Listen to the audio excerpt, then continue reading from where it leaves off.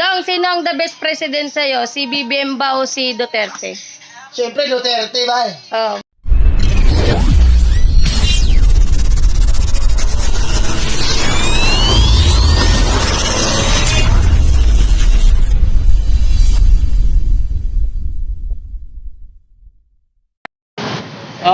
Ano po ba yung inyo pong opinion kahapon sa naganap po na hearing? Talaga hinahanapan talaga siya ng butas eh.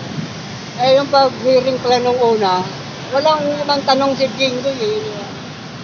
Ulit-ulit na lang hanggang sa nahulog sa bitag.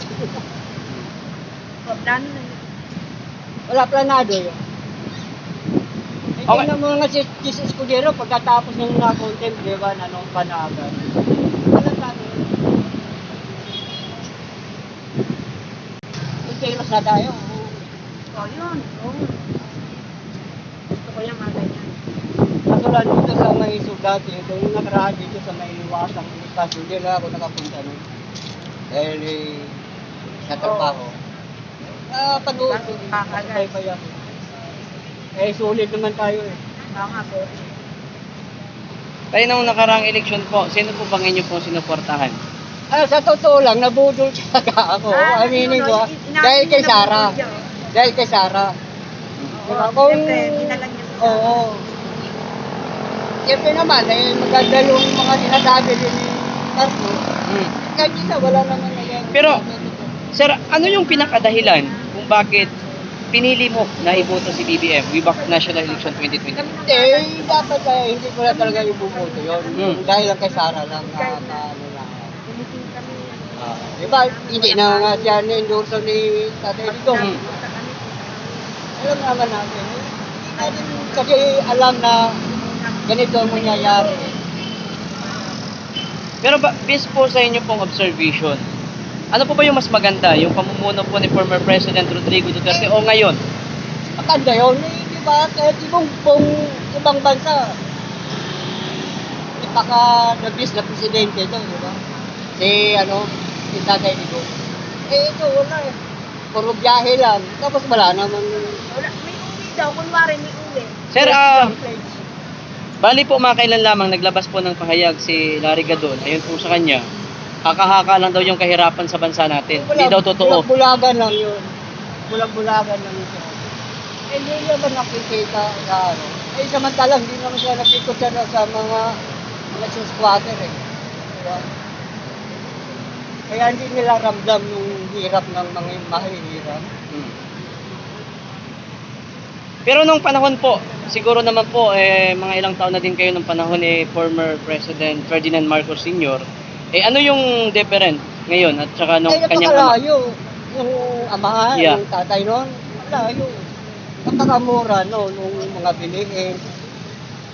Ito lang masasabi ko sa tatay niya. Pero yung kasi dati kasi walang social media, kaya di natin maano yung mga galawan nila noon. Pero ngayon di na sila dahil sa social media.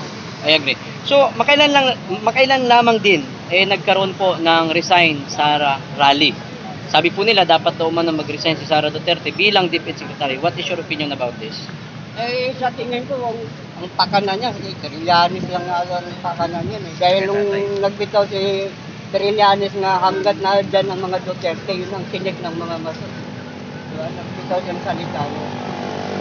Hindi natin alam, baka may nasa likod pa niya ni Trillanes. Nagsumusuporta rin. Kaya hindi na kayang paano si Sara. Dahil kapal naman ng Marcos noon, diba? Pinalimbingan sa libingan ng bayani. Yeah. Totoo. Di ba? Walang utang na loob na kung gano'n. Kapalan ng mukha. Bali kasi sir kahapon, nagkaroon din ng kagad ng pagpapalit ng Senate President. No? So what is your opinion? Ano yung nakikita mo? Kasi ayon po kay former Senate President Mig Zubiri, ayon sa kanya, nagsimula ito doon sa PI, na hindi siya pumayag. So ano yung nakikita mo? Hindi ako sure na hindi siya pumayag. Dahil hindi natin siguro na baka pala ano lang niya yun, na palabas lang niya yun na hindi siya pumayag. Ngayon lang siya kahapon na siya nagpalabas na hindi siya pumayag nung sa PI. Hmm. Eh, dahil doon sa hearing siguro ni Morales, doon na niya ilabas na ganun. Pero ano yung dahilan, ano po yung inyo pong opinion na hindi nga po nakadalo umano itong si Kumar sa Senate hearing kahapon lamang? Eh, maraming madadamay talaga. Maraming malalabas na hindi dapat ilabas. Kaya doon ka po, wala naman eh. Wala naman talaga sa hospital. Eh kung talaga na-stroke ka, hindi naman ganun ang itsura ng na-stroke eh. Wala naman dextrose, wala naman kung ano man yung yeah. Tanga na lang siguro kung hindi na, ang naniniwala ron. Kaya yun ang masasabi ko doon kay Kumar. Eh, sulabot naman po sa pahayag ni Picoy na ayon po sa kanya, ay kanya daw umano yun gawa-gawa lamang. Eh, hindi ako talagang naano yun. Nasabi lang niya yun dahil nakunan siya ng CCTV. Saglit na po. May audio kasi yun eh. Eh, siyempre, atibay na lang niya yun. Kumbaga, dinidipinsaan lang niya si Kumar dahil nabanggit na kasi yung lamba yun. Hmm. Eh, ililihis na lang nila yung patuturan. Pero kung kayo po tatanungin, kayo po ba ay pabor or agree sa PI or People Initiative? Ano po yung dahilan bakit po kayo ay hindi payag sa PI? Eh, sabi na economic professional lang, hindi naman ano yun. Eh, ngayon pa nga na, kaya alam mo naman sila. Wala naman sa isang salita. Di ba? Lahat ginagawa nila para pagsarili. Ano yung naramdaman niyo po nung nagkaroon na ng banggaan ang Marcos Duterte camp? Which is, akala po kasi natin magiging okay po ang ating Pilipinas, ang bansa natin, dahil parehas anak ng umano, magagaling na Pangulo. Pero si former President Rodrigo Duterte, patid ko talaga na magaling yun. Oo. Ano na naramdaman mo? Nung una, medyo okay. Pero yung kalauna na, pero parang hindi na maganda ang kakalabasan. Diba, na ano yung siraan. Nung mula nung binigyan ng ano yung mga black, ano ba yun? Yung mga kaliwang grupo sa Congress. Doon na sila mga banat na si Sara, pababae nila. Ay si Nini papalit. Pero si Nini nga naman, wala namang kwenta yun. Alam naman natin kung pa. Diba? Bilang ko kayo sir, ay isa po kayo sa mas sumusuporta ngayon sa mga Duterte. So ngayon, alam naman po natin na ngayon na yung stand ni Senador Amy Marcos ay nasa mga Duterte.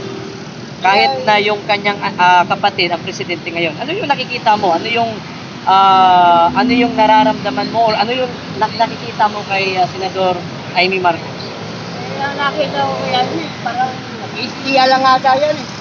Parang ano ko, kung ano yung mga, di ba, parang ginagamit doon si Sara para hindi maano yung kapatid niya. Kaya Okay. di ba? Okay. Last question po. This coming election 2022, ayun po kay Senador Amy Marcos, naglabas na rin siya ng pahayag ngayon po sa kanya, siya itatakbo bilang senador muli. Kayo po ba ay bubuto sa kanya o hindi? Wala na. Wala nang Marcos susunod pa kung maaari. Yung sasando nila, papahinugin nila. Ay wala na yun. Bulok na yun. Salamat po.